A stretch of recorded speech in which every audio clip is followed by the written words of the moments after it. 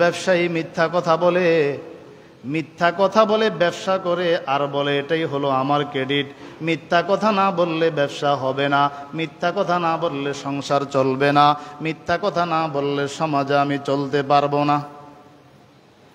মিথ্যা কথা বলা, ওয়াদা খেলাফি করা হালাল না হারাম? হারাম। মুনাফিকের স্বভাব, মুনাফিক ওয়াদা খেলাফি করে, মুনাফিক ওয়াদা খেলাফি করে, এটা মুনাফিকের স্বভাব। হাদিস শরীফে বুখারীতে বর্ণিত আছে, আল্লাহর নবী বলেন মুনাফিকের চরিত্র, কথা যখন বলে মিথ্যা কথা বলে, ওয়াদা যখন করে ওয়াদা খেলাফ করে। ওয়াদা কি করে? খেলাফ করে।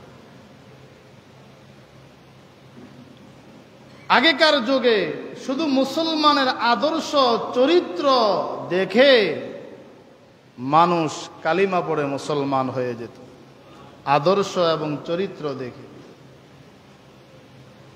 কাউকে জোর করে ইসলাম বানানো হয় না, মুসলমান বানানো হয় না, কাউকে বাধ্য করা হয় না। আখলাক চরিত্র দেখেই তারা মুসলমান হয়। পূর্বের জামানার একটা ঘটনা, আগেকার জামানার ঘটনা, বড় চমৎকার শিক্ষণীয় ঘটনা। একজন মুসলমান চাকরি থেকে ছুটি পেয়েছে। তার স্বভাব ছিল শিকার, পাখি শিকার করা তার চাহিদা ছিল। বন্ধ ছুটিটা সে কাজে লাগাবে, চলে গেল পাখি শিকার করার জন্য। ভিন্ন শহরে পাখি শিকার করতে গিয়ে পাখিকে ফলো করে শিকার করার জন্য তীর নিক্ষেপ করেছে। ভুলবশত তীরটা পড়ে গিয়েছে জমানার এক খ্রিস্টান ব্যক্তির বাচ্চার গায়ে।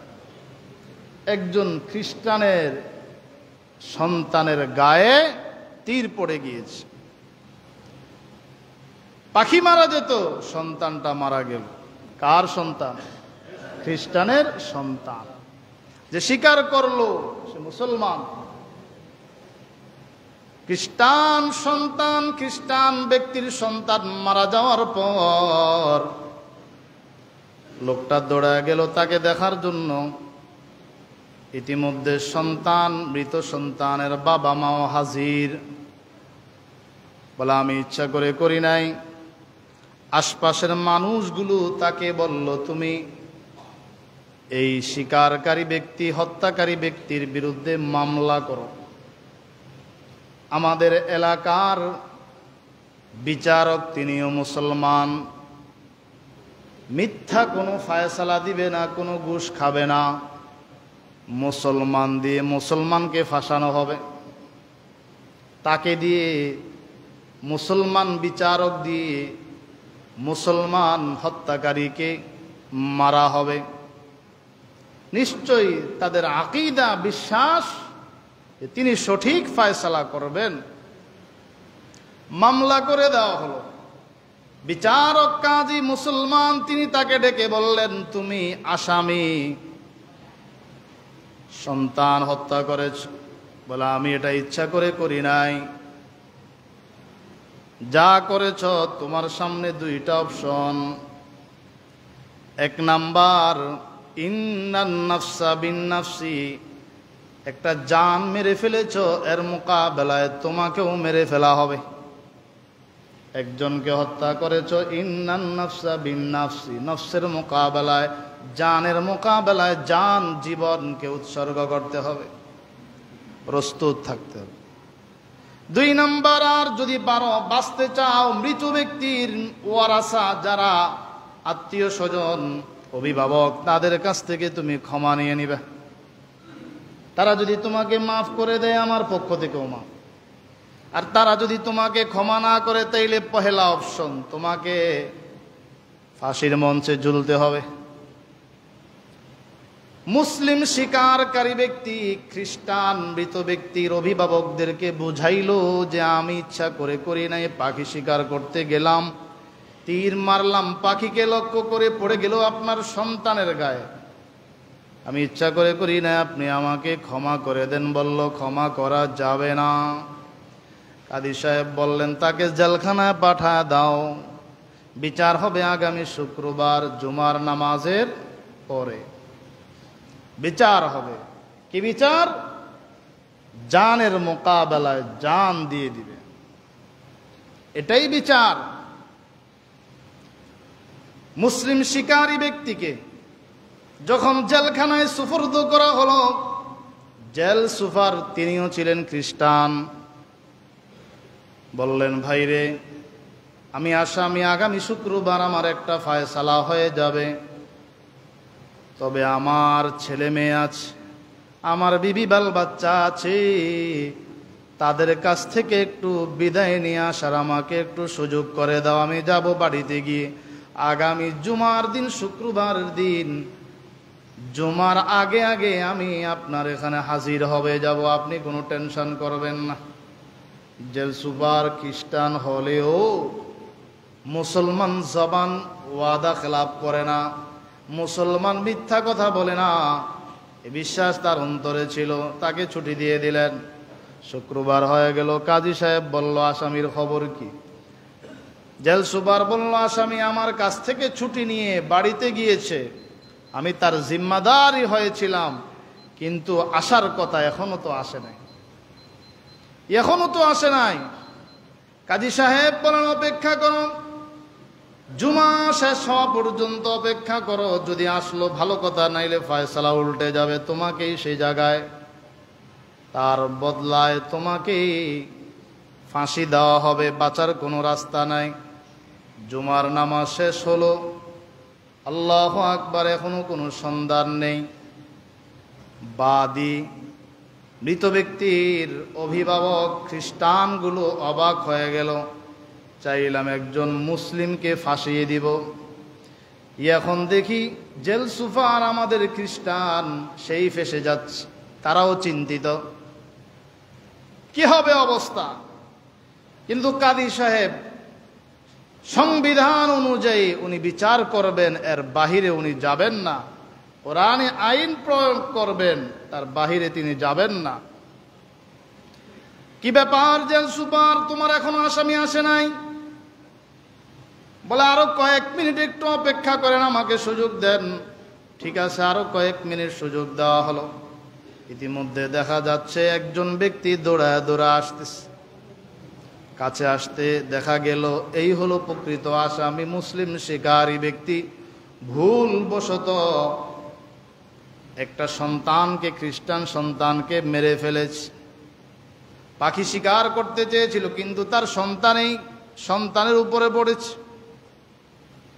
প্রথমে সেই জেল সুপারের পা ধরে ক্ষমা চাইল, ভাই তুমি আমাকে ক্ষমা করে দাও, আমার কারণে তুমি বড় পেরেশান ছিলে। ব্যাপারটা ছিল বাড়িতে যাওয়ার পথে নদী পড়ে নৌকা ছাড়া পার হওয়া যায় না। ঘাটে আসলাম, কাছে আসলাম, দেখলাম কোনো নৌকা নাই, নদী পার হওয়ার কোনো ব্যবস্থা নাই, কিভাবে পার হব? অপেক্ষা করতে করতে করতে করতে আমার অনেক বিলম্ব হয়ে গেল, ক্ষমা করে দাও।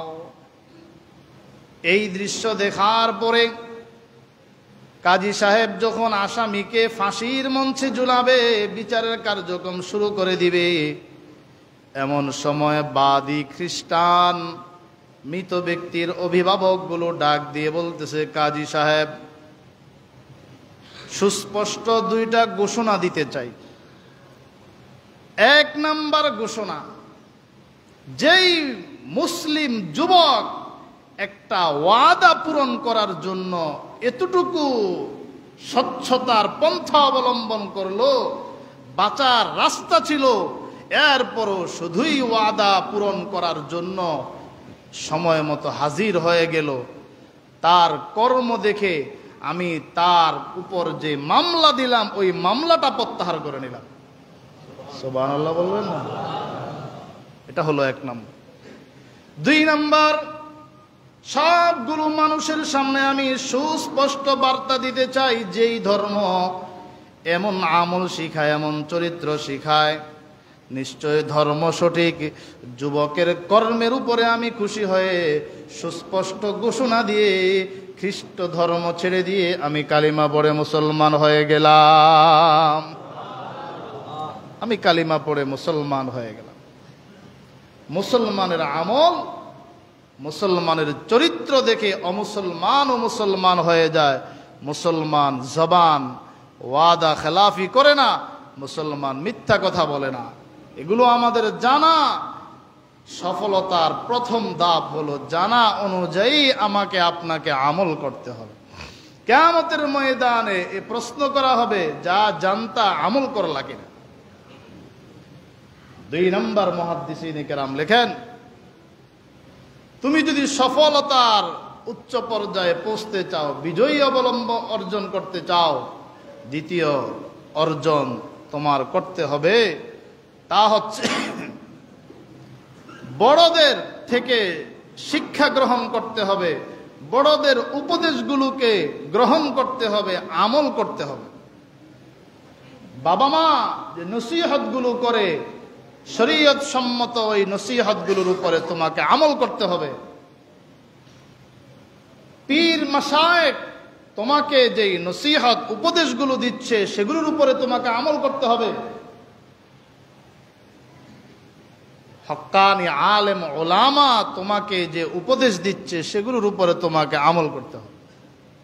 এখন সন্তান বাবা মার কথা মানে না, চতুর্দিক থেকে অভিযোগ।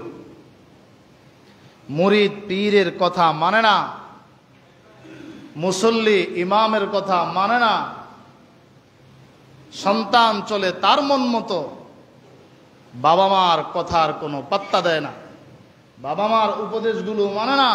বেশিরভাগ মানুষের ক্ষেত্রে এমনটাই দেখা যায়। এটা হলো মা বাবার দিলে কষ্ট এবং আফসোস। যখন মোটামুটি বুঝের হয়ে যায়, বুঝতে পারে ভালো মন্দ, এখন আর বাবা মার সিদ্ধান্তগুলোকে কবুল করতে চায় না, যে আমি নিজেই তো স্বয়ং সম্পূর্ণ। অথচ মুরব্বীদের কথাগুলো মূল্যায়ন করে চলা প্রতিটি মানুষের জন্য সফলতার অন্যতম একটা মাধ্যম। সফলতার অন্যতম একটা মাধ্যম। ওই সন্তান সফল কাম হবে যে সন্তান মা বাবার কথা মেনে চলবে। ওই মুসলমান সফল কাম হবে, সফলতা অর্জন করতে পারবে যে হক্কানি আলেমদের কথাগুলো গ্রহণ করবে, আমলের নিয়তে শুনবে। সন্তান বলে মা বাবার কথা মানবো কেন, আমি তো নিজেই সংসার চালাই, তারা বৃদ্ধ হয়ে গিয়েছে, এখন তাদের কথা মানা যাবে না, আমি নিজেই স্বয়ং সম্পূর্ণ। তার ভিতরে অহংকার ঢুকেছে। মুসল্লি বলে ইমামকে তো আমি রাখলাম, বেতন দিলাম, খয়রাতের পয়সা খায়, ওর কথা কি শুনবো, টাকা দেই পয়সা দেই, শোনা যাবে না, চলবো আমার মন মতো। আপনি আপনার মন মতো চলে কখনো আল্লাহর জান্নাত পাবেন না। আপনি আপনার মন মতো চলে আপনার পীরের কথা উপেক্ষা করে আপনি কখনো ওলি হতে পারবেন না। আপনি আপনার মা বাবার অবাধ্যে গিয়ে কখনো সুসন্তান হতে পারবেন না। ঠিক না বেঠিক? হসপিটালে গেলাম, সিরিয়াল, ডাক্তার যারা বা সর্বক্ষেত্রে আলেম ওলামাদেরকে অনেক মানুষ শ্রদ্ধা করে। কুমিল্লায় আমার আব্বাজান রহমতুল্লাহ আলাইহি যখন ডাক্তারের সিরিয়ালে ভালো ডাক্তারের কাছে যাইতেন, বিশাল লম্বা সিরিয়াল, তো উনি যখন দেখতেন হুজুর আসছে, তাড়াতাড়ি হুজুরের ডাইকে নিয়ে আসো, সিরিয়াল লাগবে না। তো এরকম এক সিরিয়ালে তা আমাকে সামনে দিয়ে দিচ্ছে এক মহিলা স্থানীয়, হুজুর এসে কি হয়েছে, আমরা রাখছি দেখে না আছে, কথাটা বুঝুন না, হুজুর এসে কি হয়েছে। এরকম কিছু মুসল্লি নামাজ পড়ার জন্য আসে, এখানে না সব জায়গায়। জুমার আগেও আশপাশের কোনো এক মসজিদের যে কোনো একজন কর্মকর্তা বলতেছেন, হুজুর কিছু মুসল্লি আমাগো ইমাম সাহেবের থেকে আরো বড় মুফতি, এদের এমন এমন কথা বলে মনে হয় যেন আলেম ওলামা ইমাম মুয়াজ্জিন তারা কিছু জানে না, আমরাই সব জানি। তাহলে আর বাহির থেকে ইমাম আর রাখার দরকার কি ছিল? এই কথা ঠিক না বেঠিক? উদ্দেশ্য কি? কিছু কথা শুনতে আসি না, দেখতে আসি ঠিকঠাক মতো হয় কিনা। হুজুরের যে বেতন দিয়ে রাখলাম, টাকাগুলো নিবে, সার্ভিসটা ঠিকঠাক মতো আছে কিনা ওইটা দেখি। এলোমেলো হইলে আগে গিয়ে কমিটিকে গিয়ে ধরব। এরকম মন মানসিকতা নিয়ে চললে আপনি কোথাও গিয়ে সফলতা অর্জন করতে পারবেন না। জমানার আল্লামা আহমদ শফি রহমতুল্লাহ আলাই প্রত্যেক মসজিদে এসে খুতবা দিতে পারেন না। উজানির পীর সাহেব প্রত্যেক মসজিদে এসে খুতবা দিতে পারবেন না। চরমনাইয়ের আল্লাহর কুতুব এসে প্রত্যেক মসজিদে এসে খুতবা দিতে পারবেন না। বাংলাদেশের বিখ্যাত ওলামায়ে কেরাম এরা এসে প্রত্যেক মসজিদে খুতবা দিতে পারবেন না। আপনাকে নির্বাচন করে যাচাই বাছাই করে একজন ব্যক্তিকে রাখতে হবে এবং যাকে রাখবেন তাকে মানতে হবে। এই কথা ঠিক না বেঠিক? যাকে রাখবেন তাকে মানতে হবে। যে মানবে সবাইকে মানবে। আর যাদের মানার স্বভাব নাই, ওরা কাবা শরীফের শেখ সুদাইসিকে, যিনি হারামাইনের ইমাম রইস মুরব্বী, তাকে এনে দিলেও তাকে মানবে না। আসমান থেকে ফেরেশতা এনে দিলেও বলবে ও তো খাওয়ার দাবার নাই, পরিবার নাই, আমাদের তো ছেলে মেয়ে আছে, পরিবার, উনি কি ওয়াজ করবে কি আর আমরা মানবো কি? কি কথা ঠিক না বেঠিক? মানতে তো হবে। আল্লাহর নবী নামাজ পড়াইতেছেন, 3 রাকাত নামাজ শেষ করার পরে বসে গেলেন, সালাম ফিরা দিলেন। একজন সাহাবী দাঁড়ায় বললেন, ইয়া রাসূলুল্লাহ আকুসিরাতিস সালাত আম নাসিতা, নামাজ কি কমায় দেওয়া হলো নাকি আপনি ভুলে গেছেন? ইমামকে মুহাম্মদুর রাসূলুল্লাহ, মানুষ না ফেরেশতা? বলেন না, মানুষ না ফেরেশতা? 3 রাকাত পরে সালাম ফিরিয়ে নিয়েছে। অনুরূপ খলিফাতুল মুসলিমিন, খোলাফায়ে রাশিদিন এবং বড় বড় হক্কানি আলেম ওলামা, নামাজের ব্যাপারে হাজারো মাসআলা আছে। আপনাকে বলে তুমি শিখলা কোন জায়গায়? যেখানে আমি হোঁচট খাইলাম সেখান থেকে শিখলাম। যদি নামাজে একটা ভুল হয়ে যায়, তো একটা ভুল থেকে উত্তরণের মাসালাটা আপনি জিজ্ঞেস করে শিখে নেবেন। এই কথা ঠিক না বেঠিক? আপনাকে শিখে নিতে হবে। নামাজ আপনার ভুল হয়ে গেল, আবার পড়ে নেন, মাসালাও শিখেন, পড়ে নেন। আপনি এখানে হয়তো ভাড়া থাকেন অথবা বাড়ি নিয়ে থাকেন, কিন্তু আপনি যোগ্য, অভিজ্ঞ, আপনি অনেক মসজিদ আপনি চালাইতে পারেন। আপনাকে জানতে হবে, বুঝতে হবে, মানতে হবে। ওলামায়ে কেরাম, আমি তো ছোট মানুষ, টাকার জন্য এখানে বসে নেই। এখানে আপনারা আপনাদের মহাব্বত ভালোবাসা নিয়েই আমরা আছি। এর চেয়ে ডাবল বেতনেরও অফার আসে। টাকাকে, বেতনকে সামনে রেখে আমরা যাই না। কথাটা বুঝেন না? আরো বহু বছর আগে মাদারীনগর মাদ্রাসায় যখন ছাত্র ছিলাম, তখন ওস্তাদরা জুমার নামাজ এবং ঈদের নামাজ পড়ানোর দায়িত্ব দিতেন। যে কোনো সমস্যায় খবর দিতেন, নামাজ পড়াইতাম। যে কোনো কিছু কথা জানা থাকলে ভালো। কারণ একজন, আপনি এখানকার মুসল্লি হন আর যে মসজিদের মুসল্লি হন, আপনাকে কিছু কথা আপনার ইমাম সম্পর্কে আপনার জানা থাকা ভালো। কারণ তার ভক্তি শ্রদ্ধা না থাকলে তো আপনার নামাজে ত্রুটি দেখা দিবে। এই কথা ঠিক না বেঠিক? ভক্তি শ্রদ্ধা থাকবে।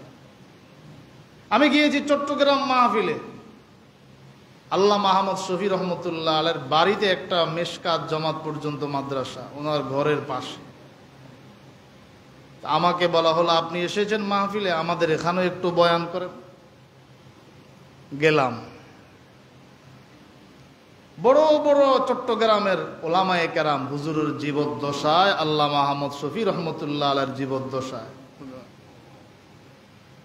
আধা ঘন্টা 20 মিনিট করে টাইম, এর বেশি আলেম বেশি, বক্তা বেশি সময় দেওয়া যাবে না। তা আমি শুরু করছি।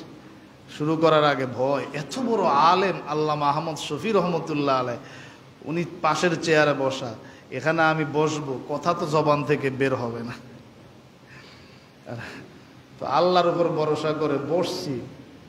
সময় কতক্ষণ? আধা ঘন্টা। শুরু করলাম, 20 মিনিট পরে দেখি নোটিশ, কাগজ একটা আসতেছে। ভাবলাম কোন বিপদে পড়লাম আবার, মনে হয় বয়ান এখনই ছেড়ে দিতে হবে। নোটিশ দেওয়া হলো যে আরো 15 মিনিট সময় বাড়াইয়া দেওয়া হলো। সুবহানাল্লাহ বলবেন না? আরো 15 মিনিট সময় বাড়াইয়া দেওয়া। আল্লামা মুফতি দিলাওয়ার হোসেন হাফিজাহুল্লাহ, ওনার মাদ্রাসায় মাহফিল, ঢাকা থেকে, নোয়াখালী, কুমিল্লা থেকে বড় বড় আলেম বক্তার আগে হাজির। বলে 1 মাস মাহফিল চালাইতে পারবে, কিন্তু মাহফিল হলো একদিনের। এ পরিমাণ বক্তা। বক্তাকে আল্লামা মামুনুল হক, বক্তাকে খালেদ সাইফুল্লাহ আইয়ুবী, বক্তাকে মধুপুরের পীর সাহেব আব্দুল হালিম। হুজুর আমাকে বললে এসার পরে আপনাকে কিছুক্ষণ সময় দিতে হবে। হায়, 30-40 হাজার মানুষ। কিন্তু 21 সালেও এবং 23-এও বয়ান করলাম। 21 সালে মামুনুল হক সাহেবকে বয়ানের সুযোগ দেওয়া হলো না। আমার বয়ানের পরে হুজুরের কাছে বার্তা গেল যে মামুনুল হক সাহেব না আসলেও ওই যে জায়গা যেটা ছিল ওইটা পূরণ হয়ে গিয়েছে, আলহামদুলিল্লাহ। মাদানীনগর মাদ্রাসার নায়েবে মুহতামিম, ভাইস প্রিন্সিপাল মাওলানা আকবর সাহেব 13 বছর জেলখানা থেকে আসছেন। দেখা করতে গেলাম, তখন আমরা ছাত্র ছিলাম। জাল্লাইন শরীফ প্রথম ওনার কাছে পড়লাম। প্রথম দিন যে ক্লাস, একসাথে কয়েকজন তাফসিরের জাল্লাইন পড়া শুরু করলাম। উনি আর সবাইকে স্টপ করায় আমাকে বললেন, ওনার যে শব্দটা, বুজুর্গ আপনি পড়েন। তা আমি পড়লাম, সবাই শুনুন। এক থেকে একটা মহাব্বত, ভালোবাসা। আমার কি করেন? আমি বললাম সানারপার মসজিদে আছি। উনি কিছুটা অসন্তুষ্ট হলেন, মসজিদে কেন? বলে মসজিদে কেন? আপনি তো মাদ্রাসায় সময় দিবেন, যে কোনো বড় মাদ্রাসায় আপনার দ্বারায় কিছু আলেম তৈরি হবে, কিছু মুফতি তৈরি হবে, কিছু মুহাদ্দিস তৈরি হবে। আমি বললাম হুজুর মাদ্রাসায়ও আমি আছি। বলে না, মাদ্রাসায় সময়। আমার বন্ধু মাওলানা আব্দুল মালেক সাহেব বাইতুল মুকাররমের খতিব, কিন্তু উনি খুতবাতে না গিয়ে শুধু মাদ্রাসায় বসে থাকলে ওনার দ্বারা আরো ফায়দা বেশি হতো। আমি ওনাকে বলবো। তো বড়রা, মুরব্বীরা আমাদেরকে মোহাব্বত করতেন, স্নেহ করতেন, ভালোবাসতেন, দোয়া নিতাম। এরপরেও বয়ান করার জন্য নয়, বড়দের মজলিসে গিয়ে বয়ান শোনার জন্য বসে থাকতাম। আল্লামা আহমদ শফি রহমতুল্লাহ আলাই জীবদ্দশায় কয়েকবার হাটহাজারী মাদ্রাসায় তাফসিরও ওখানে পড়েছি। এখানে আসার পরেও ছুটি নিয়ে যাইতাম। কি ব্যাপার? সবক আদায় করছি, হুজুর খেলাফত দেন, এ উদ্দেশ্য না। হুজুর এসেছি খানকায় থাকার জন্য, কিছু আমল করব, কিছু নসিহত শুনব। বড় বড় জায়গাগুলোতে, বড়দের মজলিসে তাদের জবান থেকে কিছু কথা শোনার জন্য চেষ্টা করা, এগুলো জীবনের মোড় পরিবর্তন করে দেয়। এই জন্য হক্কানি আলেম ওলামা, তাদের কথাগুলো গুরুত্বের সাথে মানা, আমলের নিয়তে শ্রবণ করা, এটা সফলতার জন্য দ্বিতীয় পন্থা। আপনি যদি সফল কাম হতে চান, তা আপনাকে এই তরিকায় চলতে হবে। আল্লাহ আমাদের বুঝার, আমল করার তৌফিক দান করেন। আরো তিনটা বস্তু আছে, যেগুলো ইনশাআল্লাহ সামনের জুমা আলোচনা হবে।